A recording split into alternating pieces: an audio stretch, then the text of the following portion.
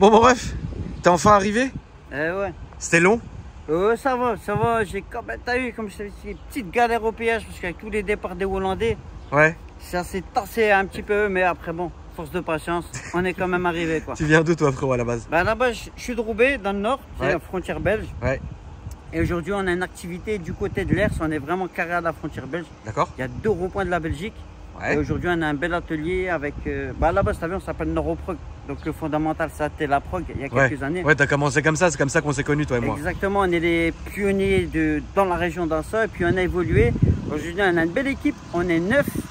C'est bien. Donc, on fait tout sauf la carrosserie, c'est-à-dire la grosse méca. La petite méca d'entretien, mais vraiment notre force, c'est l'aéroprog, la recherche de panne. On va l'établir sur l'électro et les grosses mécas. Le grand écart, quoi.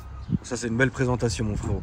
Donc, toi, t'es le patron du truc. Ouais. Et t'es venu aujourd'hui nous présenter ta voiture. Exactement. Donc, un petit RS4, mais avec un beau stage 1. Très beau stage, je dirais. Moteur boîte, je te laisse la surprise. Tu verras comment il arrache le macadam. Les pneus, ils vont prendre feu. Comment t'en es arrivé là? Parce que toi, t'aimais trop les Youngtimers, toi. Toi, fallait pas te parler. Après 2010. Moi, je suis un puriste. Bon, on dirait pas, mais j'ai 44 balais, frérot. Je suis même un peu plus vieux que toi. Ouais, bah oui. Donc, moi, j'ai grandi dans ce truc-là. Tu sais, le fameux V8 Atmo, faux pas turbo, on triche. D'ailleurs, un bel RS5 là. Ouais. C'est la même philosophie, on est sur la même mécanique. Bien sûr. Et pour la petite anecdote, c'est un de mes clients qui l'a ramené en prépa. Il est venu faire son stage en classique. Tu sais qu'il est chez nous. Et du coup, je l'ai essayé. J'ai putain, la modernité, c'est pas mal. C'est ça. Donc du coup, moi avant j'étais propriétaire, j'avais un W204 6.3, le classique, tu sais, t'es obligé d'avoir une fois dans ta life. Bien sûr. M539 et Colt Edition One. Ouais, j'ai fait le choix de les revendre pour pouvoir acquérir ce type de véhicule. D'accord. Donc aujourd'hui, tu vois, c'est un beau chocard pour le garage qui peut, ça représente un petit peu le savoir-faire, tu vois, comme quoi on est capable d'intervenir sur ce type de véhicule. Esthétiquement, c'est beau et puis tu verras, enfin tu dois connaître, hein, c'est ultra polyvalent. Ben, c'est très polyvalent, c'est une caisse qu'on peut utiliser pour tout, pour aller en vacances, sous la neige, sous la pluie, pour aller tous les jours, pour aller faire de l'autoroute. En fait, c'est parfait. Donc il est dans une configuration un petit gris Nardo. Très bien. Et tu as les carbones céramiques dessus en plus? C'est carbone céramique uniquement à l'avant. Uniquement à l'avant. Pourquoi? Parce que ça coûte cher, frérot. Tout simplement. Alors pour donner un petit indice à la commune, un disque seul t'as 6 000 € hors taxe. Le disque? L'unité. C'est-à-dire les deux t'en as pour 15 corps. À savoir, si tu fais pas le con, ça ne s'use pas. Donc tu les gardes à vie. Tu remplaces tes plaquettes. On va être sur un tarif classique comme sur une RS à hauteur de 600 balles les plaquettes. C'est pas donné, mais quand tu compares au type de bagnole, ça va. Mais les disques, faites attention, les sorties sur circuit. Il faut avoir les cojones. Il faut faire attention. Donc voilà, céramique carbone avant, tu verras très efficace. Oui, bah oui. Hein. Ça fait le boulot. Ça fait le boulot. Ça fait combien de temps que tu l'as maintenant? Alors ça doit faire 4 mois et demi environ, et j'ai fait environ 6000 km. 4 mois et demi 6000 bornes. Et tu lui as déjà tarté 6000 km. Parce que franchement, c'est plaisant à conduire de fou. Cosso, c'est pas ouf, hein, Cosso. Non. Le pied, magnifique. Oui, c'est la mienne. Ah ouais, tu sens bien. Merci, mon frère. J'ai regardé hier, elle est criminelle. Cosso, t'as 13 en standard. Le pied dedans, il va être à 18. Mais franchement, par rapport, si tu fais un ratio puissance prix Cosso, c'est pas ouf. C'est vraiment, c'est pas ouf. Donc ça va. Ouais. Tu peux vraiment, je vais pas dire comme un daily, ça serait un abusé. Très bonne voiture de week-end, très bonne de sortie. Tu vas prendre ta mif, tes gosses. Ça fait le taf. Ça fait le taf. Moi j'ai 2 gamins, tu sais, 2 garçons, ils kiffent la RS. Bah évidemment, mon frère. Donc ligne d'origine, par contre, qu'est-ce qui n'est pas d'origine? J'ai un moteur boîte, comme je t'ai expliqué un petit peu en avant. Je peux t'ouvrir le moteur? Bien sûr, avec plaisir. T'as décidé, t'as préféré rester en échappement d'origine pour être tranquille ou ça va venir? Non, ça va venir. Ah bah voilà. Moi, pour pas dénaturer la caisse, parce que tu vois, je suis pas quelqu'un qui vient dénaturer les bagnoles. Ce que j'ai prévu, c'est acheter un échappement, une ligne complète d'occasion. Merci eBay. Oui, toujours. Je vais te montrer le prix, tu vois. Ouais, c'est quoi, 800? Même pas. Ah, ok, voilà. Coupe en deux. Ok. Donc, je vais produire une ligne complète qu'on va faire travailler chez un artisan local. Il faut une belle ligne sur mesure. Et par contre, on va passer sur des catasports pour histoire de faire respirer un petit peu le bazar, quoi, parce que ça demande qu'à ça. Et ça va te parler. Les Venturi. Eh ouais, classique. Et franchement, Akram, c'est pas du bluff. Ah non, non, non, je sais bien. Moi, je pensais qu'on allait être sur un truc esthétique, joli. Non. La caisse respire au Ouais, max. ouais, t'inquiète pas. Moi, sur mon M3, le bleu, le F80, j'ai les admis Venturi. C'est pas du bluff. Hein. C'est pas du bluff. Ça coûte cher. Mais attention, comment c'est un truc de ouf. Pour l'info, je l'ai payé d'occasion. Ouais, combien? J'ai trouvé un mec qui avait fait une prépa, sur ça, parce que tu vois, ça se prépare de ouf, un turbo hybride, etc. Je l'ai payé 1000 balles. Ouais, c'est bien. Sur occasion, sur le beau coin, très bonne occasion. Je te décapote le cache, on va voir les deux poumons. Ils sont ici. T'as vu, c'est pas très gros. Non. C'est pas très gros, mais ça respire vachement. Très bien. S'il y a un petit truc à dire niveau méca, c'est la surchauffe.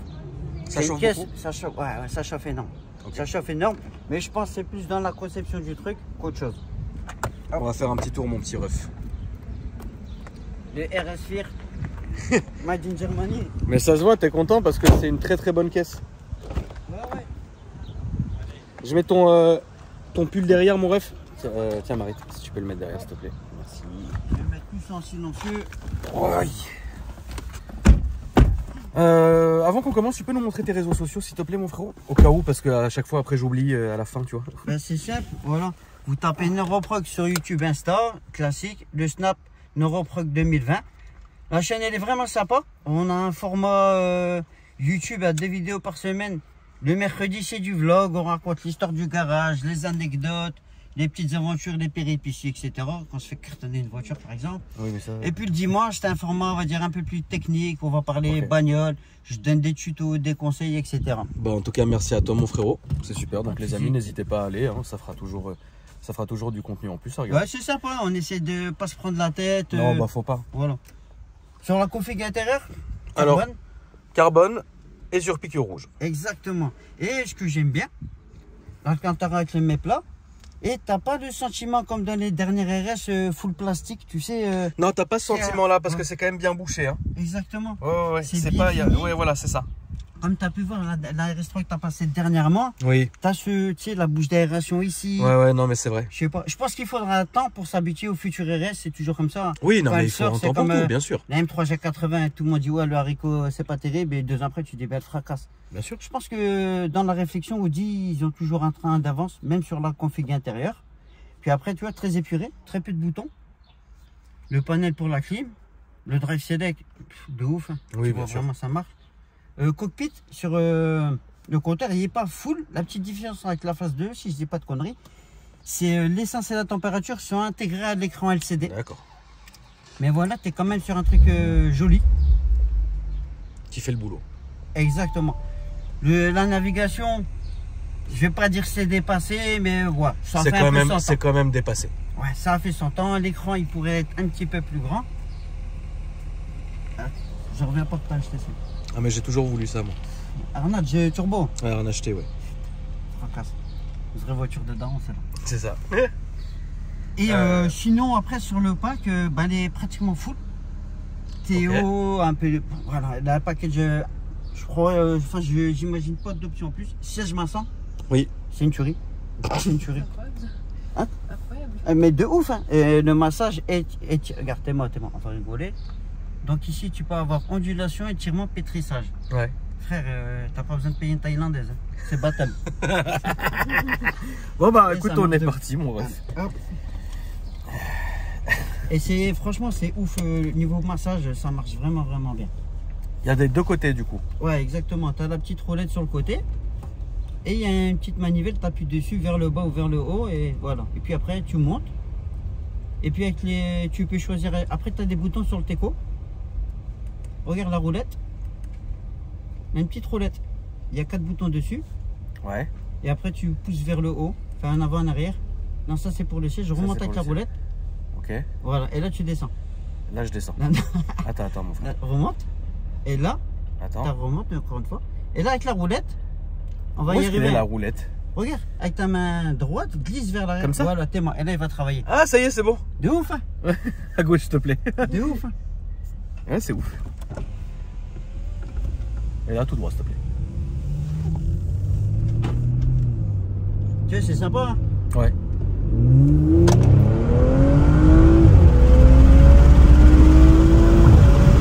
freine mon frérot. Ça marche hyper fort.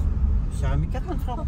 Alors ce qui est quand même traître, c'est que comme elle fait pas beaucoup de son, tu sais, ça vient d'un coup en fait. Exactement. C'est terrible. C'est là mesuré frérot, on a 0 à 100 en 3 secondes 8. Ah, t'as fait un passage au banc. Non, là tout droit s'il te plaît papa. Ah, t'as fait un draghi carrément, c'est encore mieux. Et au banc, puissance roue, ouais. T'es à 505 chevaux au roue. J'avais pas les pertes à ce moment-là malheureusement et 800 Nm. Ce qui est ouf quoi. Ça marche. Et le draghi? Draghi, j'ai juste fait mon 0 à 100 3 secondes 8. D'accord. Et pas pour taper des postes d'armes et tout, c'est un monstre. On n'était pas dans les meilleures conditions. D'accord. Route un peu grasse, etc. Okay. À droite s'il te plaît frérot, juste ici. Mais en tout cas, ouais, on a vu comment ça marchait, c'est très bien. De toute façon, après. Une RS6 ABT est en 3 secondes 6, si je dis pas de conneries. Oui. C'est pas loin, tu vois. Et ça marche vraiment bien, quoi. C'est ouf, hein. Ralentis un peu, mon frérot. Alors, c'est terrible parce qu'elle marche très très fort. Et la boîte a un stage 1 dessus, là, on va prendre à droite. En fait, l'idée, c'est passer des vitesses un peu plus rapides, tu vois. Et surtout passer plus de. À droite, mon frérot. Oh, pardon, hop. C'est pas moi qui me suis trompé pour une fois. C'est toi qui t'es trompé. Exactement. Normalement, moi je me trompe. Et le changement de rapport, il est ouf. Hein. Le changement de rapport est dingue. Et donc, du coup, toi, tu fais quoi? Là, il y a un multimap ou c'est. Non, c'est classique. Classique. T'as fait un stage en classique. Stage un petit peu énervé. On a été chercher pas les limites de tout casser. On est en dessous des limites. Tu sais, on se garde toujours une marge parce que le tout, sur ce type de caisse, c'est pas cassé. Et là, on va prendre à droite. À droite. Et sur la boîte, c'est pareil. On est sur un stage classique de boîte qui va te permettre de libérer un peu plus les watts, quoi. Sur les nouvelles voitures d'aujourd'hui, est-ce que tu trouves que les moteurs sont beaucoup plus fragiles qu'avant en tant que préparateur? Ouais. C'est-à-dire, fragile, ça dépend. On va dire le préparateur, contrairement à avant, quand tu avais un gros bloc, oui. Ben forcément les pièces vont être un petit peu plus solides. Aujourd'hui, tu vois, ce moteur-là, c'est un 2,9 litres. Oui. L'ancien moteur, tu étais sur un 4 litres de V8 à donc rien à voir. Et aussi, tu as un acheminement de plusieurs pièces. Aujourd'hui, c'est pas tu mets un V6 avec de turbo. Tu es obligé de mettre beaucoup de capteurs de température, beaucoup de capteurs atmosphériques, etc. pour aller chercher de la perf. Donc plus de pièces égale plus de panne. C'est, on va dire, un petit peu plus fragile, mais aussi il faut voir l'utilisation qu'on en fait. Si tu respectes bien ta caisse, même avec une carto, il n'y a pas de raison que ça casse. Bah, de toute façon, c'est rare de casser avec un stage 1. Ouais. Bah, ça se fait. Ouais. Mais c'est rare. Après, comme je dis souvent aux clients, faut pas rouler sans huile, sans eau. Hein. Toujours ta petite vérification. Le problème des caisses modernes, c'est qu'ils ont des caches moteurs pour préserver l'environnement. Donc du coup, si tu as une fuite d'huile, ben, tu la vois pas tout de suite, ouais. Tu la vois pas tout de suite et souvent quand tu signales l'huile, c'est que c'est trop tard. Ah, tu te penses? Ouais. D'accord. Souvent, alors je vais pas te parler de Renault, on va se faire des ennemis. Pas forcément, hein. Tu sais, moi par exemple, la Mégane 4RS, c'est une de mes voitures préférées. Pourtant, avec un simple stage 1, j'ai cassé le moteur. Le 1,8 litre. Le dernier? Ouais, c'est le même moteur que l'Alpine. C'est dit, on est sur du downsizing, tu es sur un 1,8 litre, l'ancien c'était un 2 litres. Et c'est fragile, mais la boîte elle est bien aussi. La boîte, je sais pas si la boîte est très bien, très bien. Ouais, bien sûr. Mais c'est vrai que. Oh, à gauche. À gauche. Mais c'est vrai que, voilà. Est-ce que c'est le stage qui a provoqué la panne ou pas, on va savoir. De toute façon, tu n'auras pas le fin mot de l'histoire. Bah, de toute la manière, tu sais comment c'est, hein. C'est pas moi. Tu vois, c'est très compliqué. Mais c'est vrai que l'1,8, mais ça arrive. C'était une première génération ou pas? Ouais, c'était une phase 1. Ouais, faut voir. Peut-être que ça arrive. Cette première série. Ça arrive. Il y avait et là, ça sera à gauche, mon frère. Du coup, toi, aujourd'hui, tes voitures préférées, est-ce que cette voiture a réussi à te faire gommer le kiff des Youngtimers ou t'es toujours Youngtimer dans ta tête? Bah, toujours. C'est-à-dire, le Youngtimer, c'est notre Madeleine de Proust. Il y a un petit truc qui te rappelle l'enfance, l'odeur du cuir Volkswagen. Oui, bien sûr. Et les sensations ne sont pas les mêmes. Ici, tu vois, tu as toujours le truc, on dit ça aseptisé. Non, tu vois, ça marche bien et tout. Non, c'est vrai, l'autre, tu sens mieux. Oui, bien sûr. Alors, on peut pas dire. Enfin, aseptisé, pour moi. Ouais, c'est là, s'il te plaît. Aseptisé, pour moi, en fait, c'est pas non plus quelque chose de mal. Ouais. Pourquoi? Parce que quand on a reçu, à l'époque, ça va te parler, les suites, l'Audi S8 V10. Ouais. Pour moi, ça c'est aseptisé, mais ça marche à mort. Ouais. Voilà. Ça gueule en plus. Ça gueule en plus de ouf. Donc le V10, incroyable. Et ce que moi j'avais beaucoup aimé avec cette voiture, c'est que aseptisé ne veut pas dire nul. Ça veut dire que ça marche très bien, mais tu le sens pas vraiment. Mais c'est vrai que oui, aujourd'hui frérot, tu prends un Golf VR6 et dessus tu lui fais la guerre. Tu vas le sentir, ça c'est clair. Ouais, j'ai encore un VR6, moi j'ai encore un 2,9 litres synchro. Ouais. j'avais importé ensuite il y a quelques années. Dessus, c'est il y a quelques années. Ça marche bien, mais surtout dans notre tête. Tu sais qu'aujourd'hui, un TDI, tu lui claques un stagiaire, il passe devant. Mais, oui, bien sûr. Comment dire, les sensations, le bruit, tout ça, eh ben, c'est quand même un kiff. Tu vois ce que je veux dire? Il y a un truc qui se passe, un truc dans ta tête, ça remonte 97, 98. Tu sais. Et il y a la nostalgie, le truc qu'aujourd'hui, on peut se la payer. Et qu'avant, ben, c'était un truc intouchable. Oui. Et donc, tu vas aller, c'est surtout nous les quarantenaires, quoi, oui. tu sais. On va aller chercher la 2.5 GTI, la Golf GTI type 1, type 2, tout ça, qui deviennent accessibles. Bon, ça a quand même bien monté. Ouais, ça a quand même bien monté.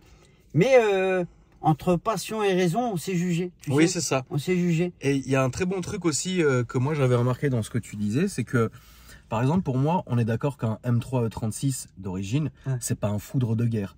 Mais par contre, c'est une des caisses avec laquelle je me suis le mieux amusé parce que pour moi, ça marchait à mort. Que ça soit le 3 litres, le 3 litres 2, 286 ou 321, les deux marchent bien. Les deux marchent bien. Mais c'est vrai que si tu prends les chronos, c'est-à-dire le théorique, ouais, c'est dépassé, mais il ne faut pas oublier qu'elles sont sorties en 94. Oui. Il n'y avait rien en face.